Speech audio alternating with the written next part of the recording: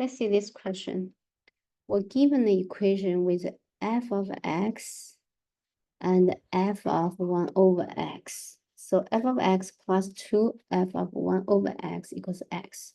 So basically we see we have two functions, f of x, we can treat it as a variable, right? Then here we have f of 1 over x. So basically the function are the same. So function is f of x.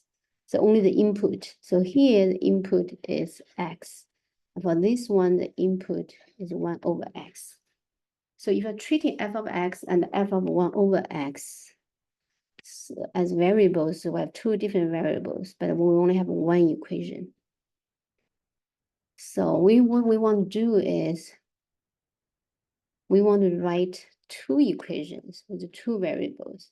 So the first one is a given one, f of x plus 2f of 1 over x equals to x. Now, let's think about x as an input, right? X is like an empty container. It's ready to hold anything, right? You assign to it. So if we think this x is 1 over x, so we can write this one as f of 1 over x. Then plus 2f of 1 over x. So basically here we have 1 over x. That's just x. So 2f of x equals to 1 over x.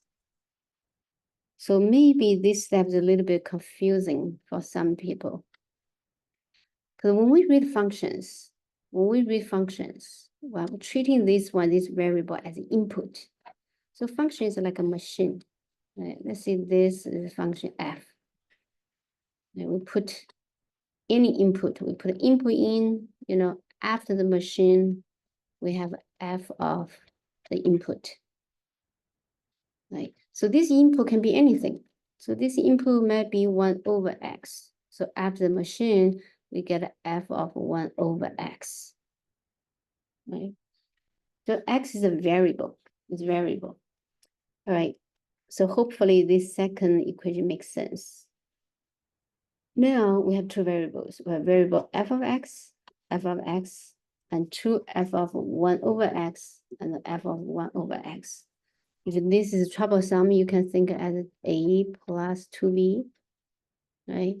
Or this is b plus 2a. You can think that way.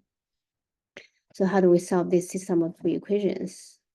Maybe let's multiply by 2.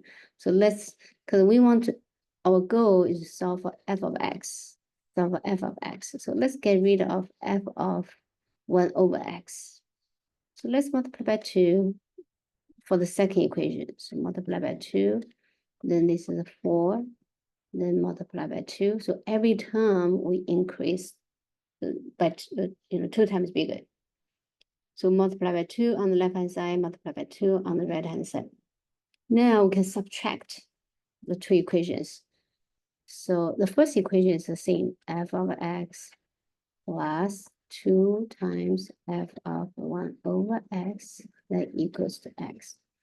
The second equation now, after we multiply by 2, we have actually here, let's line up. So let's write 4 f of x first. So 4 f of x plus 2 f of 1 over x, that equals to 1 over x times 2, that's 2 over x. Now we can subtract these two equations, right? Subtract. So let's use this second one, subtract the first one. 4 f of x, subtract f of x, get a 3 f of x. Right? Then 2 f of 1 over x, subtract itself, that becomes 0. So those two cancel when we do subtraction. Then the right-hand side, we have 2 over x minus x. Notice it's divided by 3 on both sides. So f of x equals to 2 over 3x minus x divided by 3. That we just divide every term by 3. If we want to combine those two terms, let's make a common denominator, so multiply by x over x. So simplify, we get 2 minus x squared divided by 3x. So that's our function f.